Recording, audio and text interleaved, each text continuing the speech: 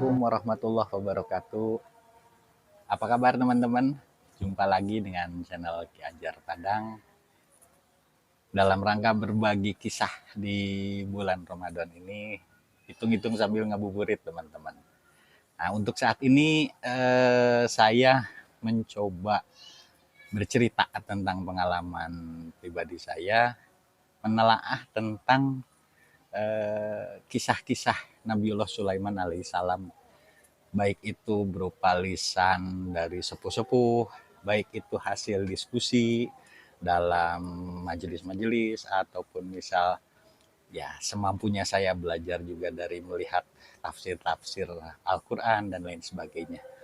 Nah, ini semua saya sampaikan karena kisah Nabiullah Sulaiman alaihissalam ini sangat menarik untuk saya pribadi gitu. Dari kecil ketika mendengar kisah-kisah dari dulu, almarhumah ibu saya sering bercerita waktu kecil itu bagaimana kisah-kisah Nabi Sulaiman yang ada di Al-Quran disampaikan kepada saya. Mungkin itu pula yang membuat apa ya, dalam imajinasi saya itu begitu mendengar nama beliau Nabiullah Sulaiman alaihissalam ini langsung ke sesuatu gitu yang apa ya, berbeda dalam dalam menyikapi merespon dari kisah-kisah nabi-nabi Allah yang lainnya gitu. Nah, pengalaman saya dalam menelaah kisah Nabiullah Sulaiman alaihissalam ini banyak dalam dalam dunia apa ya, mungkin orang-orang yang mempelajari kebatinan, apa itu hal-hal yang sifatnya ilmu hikmah gitu, itu banyak sekali akan berkenaan dengan kisah-kisah Nabiullah Sulaiman alaihissalam ini. Dan tidak sedikit pula banyak yang mendapatkan pengalaman-pengalaman dari mengamalkan hal-hal yang keterkaitan dengan beliau tersebut, dengan Nabiullah Sulaiman alaihissalam. Nah, saya ambil contoh di dalam Al-Quran itu. Saya pernah membaca satu ayat yang kurang lebih bacaannya itu wa annahu huwa agna wa aqna gitu. Nah, ini menurut beberapa versi dikatakan bahwa ayat tersebut adalah salah satu zikir yang didawamkan atau dilafazkan oleh Nabiullah Sulaiman alaihissalam, yang artinya kalau menurut saya kurang lebih yang saya ingat itu annahu huwa agna wa akna gitu, bahwa ya harus kita ketahui bahwa hanya dia di sana itu dalam arti kata kepada Allah Subhanahu wa taala yang memberikan kekayaan gitu dan kecukupan gitu. Nah, kalau dilihat dari sudut pandang saya orang awam, sangat mungkin karena dilihat bagaimana kisah-kisah Nabiullah Sulaiman alaihissalam ini begitu kayanya, begitu berkecukupannya, diberi mujizat oleh Allah banyak hal gitu yang wajar kalau beliau mendapatkan kekayaan dan kecukupan dari Allah seperti ayat yang tadi gitu. Nah, kemudian saya telah dalam apa ya, diskusi dengan teman-teman yang mempelajari olah-olah batin, kemudian ilmu-ilmu hikmah, itu banyak yang mendawamkan baik itu dari ayatnya, kemudian baik itu ada doanya dan lain sebagainya, yang intinya kebanyakan kalau saya perhatikan itu mencari sesuatu yang mungkin apa ya, kalau kata orang Sunda tuh leleberan. Jadi sebuah tumpahan dari mukjizatnya beliau ini, semoga ada tetesan-tetesannya yang sampai kepada kita gitu. Harapannya mungkin seperti itu yang saya analisa. Nah, kalau kalau dilihat banyak yang mencari sampai dengan ada lakunya dengan saumnya juga dan lain sebagainya. Ada yang berupa apa ya, yang disebut oleh sepuh-sepuh itu hijib, misalnya hijib Sulaiman, bahwa di sana itu hijib itu berupa rangkaian ayat-ayat yang disusun sehingga berangkai menjadi satu paket apa ya, bacaan yang kemudian kalau itu didawamkan biasanya seseorang itu mendapatkan anugerah-anugerah dari Allah dengan izin Allah pula tentunya gitu. Nah, banyak yang saya perhatikan, termasuk saya pernah menelaah juga bagaimana kisah-kisah Nabiullah Sulaiman alaihissalam ini di dalam Al-Quran. Di antaranya ada ayat yang kurang lebih bacaannya itu innahu min Sulaiman wa innahu bismillahirrahmanirrahim ala ta'ala alayya wa atuni muslimin. Bahwa itu adalah kisah Nabiullah Sulaiman pada saat itu, burung hudhud yang dalam upacara pasukan Nabi Sulaiman pada saat itu tidak hadir dan beliau akan menghukumnya. Nah, ternyata burung hudhud ini menemukan satu istana, satu negara yang ternyata itu adalah dimiliki atau dikuasai oleh Ratu Bilqis, kalau tidak salah. Nah, itu burung hudhud ini menyampaikan, kemudian Baginda Sulaiman menerima berita tersebut dan beliau menyayembarakan seakan-akan kepada pasukannya pada saat gelar pasukan saat itu bahwa siapa yang bisa memindahkan istana tersebut ke hadapanku gitu. Nah, pada saat itu Jin Ifrit yang merupakan salah satu pasukan beliau menyanggupi sebelum Baginda berdiri maka istana itu akan aku pindahkan gitu. Nah, ternyata tidak kalah ada seorang ahli kitab yang berani mengatakan lebih dari itu, lebih cepat dari itu, bahwa sekedipan mata beliau, begitu Baginda berkedip maka istana itu akan ada berada di hadapan engkau ya Baginda Sulaiman gitu. Nah, menurut keterangan sepuh itu beliau ahli kitab itu namanya Ustum Al-Arif Billah, sebagian mengatakan Asif bin Barkhoya gitu, sekretaris beliau katanya menurut sepuh-sepuh. Ya walau alam saya tidak paham, namun ya tidak ada salahnya kita mendoakan beliau-beliau yang memberikan kebaikan-kebaikan kepada umat, kepada kita semua gitu. Nah, dengan Ismul A'zamnya beliau ini bisa memindahkan istana Bilqis.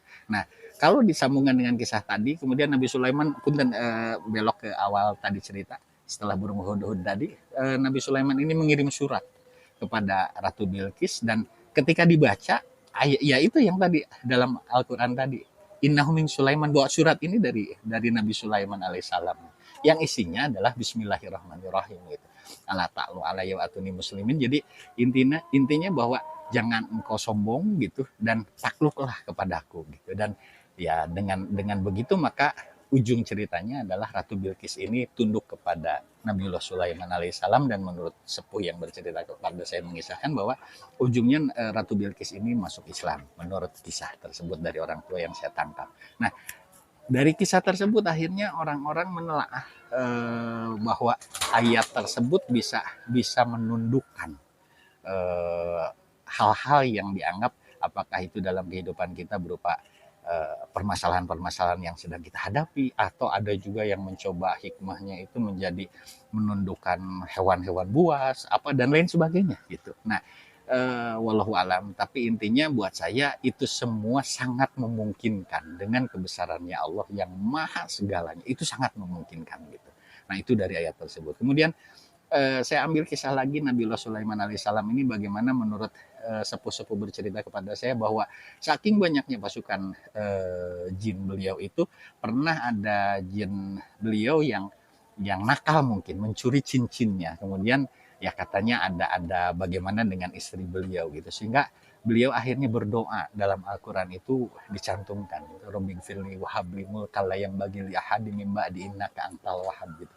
Bagaimana beliau memohon ampunan kepada Allah, bagaimana beliau itu memohon satu kerajaan yang tidak akan pernah Allah berikan kepada yang lainnya gitu, karena Allah itu maha pemberi gitu. Nah, doa ini pun banyak didawamkan oleh umat muslim itu, terutama orang-orang yang menelaah sisi-sisi apa ya mungkin istihdamnya, kemudian ya semacam area-area ilmu hikmah seperti itu, bahwa doa tersebut sehingga seseorang itu bisa mempunyai satu kerajaan yang unik untuk dirinya. Misalnya saya memohon kepada Allah dengan doa tersebut, akhirnya saya diberi anugerah oleh Allah itu dalam bidang misalnya, oh orang ini jadi ahli mengukir, orang ini misalnya ahli dalam membuat besi atau apa dan lain sebagainya, mungkin wallahu alam bisawab gitu, seperti itu. Kemudian kisah yang lain juga, bagaimana pada saat Nabi Sulaiman dengan pasukannya melewati satu jalan, kemudian beliau di sana itu ada semut, kemudian karena mukjizat dari Allahnya itu beliau bisa mendengar dan bisa berbicara dengan hewan. Nah, itu semut itu berdoa gitu. Nah, terdengar oleh Nabiullah Sulaiman alaihissalam, dan doanya pun ada di dalam Al-Quran. Rabbi aujini an asykura ni'mataka allati an'amta alayya wa ala walidayya wa an a'mala sholihan tardahu wa aslih li fi dzurriyyati inni tubtu ilaika wa inni minal muslimin. Begitu indahnya doa tersebut gitu. Bagaimana semut tadi memberi contoh bahwa Robi auzi ni an ashkuro gitu. Nikmataka allati an'amta alayya gitu. Memohon dijadikan hamba yang bersyukur atas apa segala apa nikmat yang telah diberikan oleh Allah dan seterusnya. Teman-teman lebih paham mungkin ada di Al-Qur'an ayat tersebut, doa tersebut gitu. Kemudian banyak juga doa-doa yang bertebaran di masyarakat itu, misal doa Sulaiman, Allahumma indahalla fi surati Sulaiman minal masyriq lal maghrib li zatihi wa sifatihi wa quwatihi wa jibril wa mikail wa israfil wa izril dan sebagainya. Nah, ini beberapa orang malah bisa membuktikan dengan izin Allah itu dengan doa tersebut, misal gitu. Ada ilmu hikmah jenis A, ilmu hikmah jenis B dan lain sebagainya. Nah, kalau saya perhatikan betapa kayanya Allah, betapa hebatnya sistem Allah ini dengan memberikan mukjizatnya kepada para nabinya, dalam hal ini kepada Nabiullah Sulaiman alaihissalam, dan ini ternyata membawa hikmah kepada umat Islam, kepada umat manusia seluruhnya, dan itu banyak sekali manfaat yang bisa dikerjakan. Nah, namun dibalik itu semua saya terus menelaah, karena yang saya khawatirkan, saya secara pribadi dikhawatirkan kurang tepat atau khawatirnya salah jalan atau apa misalnya tuh dalam menyikapi kisah-kisah beliau ini gitu. Nah, sampailah saya itu kepada satu waktu di mana saya mendapatkan keterangan dari Al-Qur'an surat As-Saba ayat 13 kalau nggak salah teman-teman. Bagaimana digambarkan di ayat tersebut bahwa para jin itu bekerja kepada Nabi Sulaiman, di mana para jin ini membuatkan gedung-gedung, bangunan-bangunan yang tinggi, kemudian membuatkan patung-patung, kemudian membuatkan piring-piring yang besarnya sebesar kolam, kemudian membuatkan periuk-periuk yang berada dalam tungkunya gitu. Nah, di ayat tersebut di bawahnya itu dijelaskan di Al-Qur'an tersebut bahwa Allah itu menyampaikan wahai keluarga Daud, mungkin maksudnya kepada Nabiullah Sulaiman ini, bekerjalah untuk bersyukur kepada Allah gitu. Nah, kalimat berikutnya penutup dari ayat tersebut itu buat saya, karena dari hamba-hambaku itu kata Allah sangat sedikit yang bersyukur. Nah, teman-teman, saya setelah membaca ayat tersebut semampu saya sebagai orang awam mencoba menelaah gitu. Bagaimana Allah menurunkan mukjizat tersebut kepada Nabi Sulaiman, karena diantaranya yaitu beliau menundukkan golongan jin, mempunyai pasukan juga dari golongan manusia, menundukkan angin, menundukkan awan. Bagaimana di Al-Quran digambarkan bahwa Nabiullah Sulaiman itu bisa menunggangi angin dengan kecepatan tinggi dan sesuai kehendak beliau dengan izin Allah gitu. Nah, balik kepada ayat As-Saba tadi, buat saya ini jadi satu telaahan. Bagaimana Allah menggambarkan bekerjalah wahai keluarga Daud untuk bersyukur kepada Allah.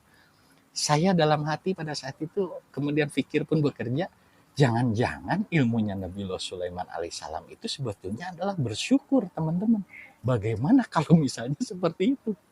Nah, dengan bersyukur ini akhirnya Allah menurunkan mukjizat yang begitu hebatnya kepada Nabiullah Sulaiman alaihissalam dengan bersyukur gitu. Nah, ini telahan buat saya gitu. Kemudian di kalimat yang berikutnya di ayat tersebut dikatakan sesungguhnya sangat sedikit dari hamba-hambaku yang bersyukur. Otomatis pikiran saya, mohon maaf teman-teman, ini sebatas pemahaman orang awam menelaah, disebutkan hamba dalam golongan hamba-hambaku saja menurut Allah itu sangat sedikit yang bersyukur. Sementara saya berpikir untuk menjadi hamba-hambanya saja, wah ini bagaimana saya Pak untuk mencapai diakui menjadi hamba-hamba Allah saja saya belum tentu sampai gitu. Nah, ternyata kalaupun yang sudah sampai dikatakan di ayat tersebut bahwa sangat sedikit dari hamba-hambaku yang bersyukur. Nah, berarti apakah sebetulnya rahasia dari pemahaman kita menelaah kisah-kisah Nabiullah Sulaiman alaihissalam ini sebetulnya adalah syukur. Nah, ini teman-teman yang saya minta mohon kepada teman-teman kalau ada pengalaman-pengalaman tolong berbagi dengan saya ya. Sama seperti konten yang kemarin tentang pemahaman dari Asmaul Husna dari Al-Wakil itu, mohon teman-teman bisa berbagi juga dengan saya di konten sebelumnya gitu.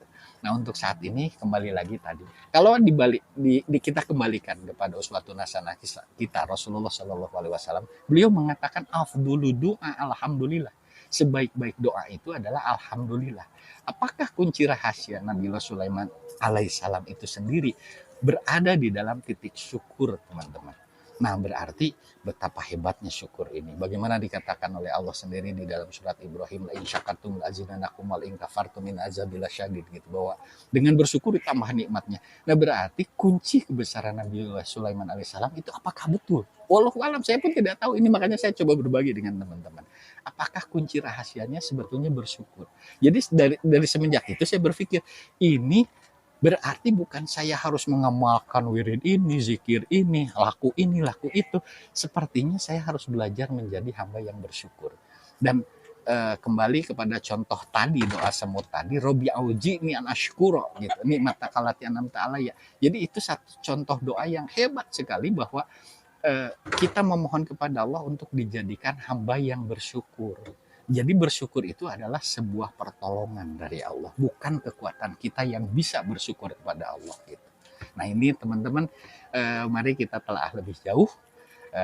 Semoga obrolan singkat ini ada guna manfaat untuk kita semua, jadi bahan renungan untuk kita semua, dan semoga kita semua dijadikan hamba-hamba yang bersyukur oleh Allah Subhanahu wa taala, untuk menikmati, untuk berterima kasih kepada Allah atas nikmat-nikmat yang telah Allah berikan kepada kita semua.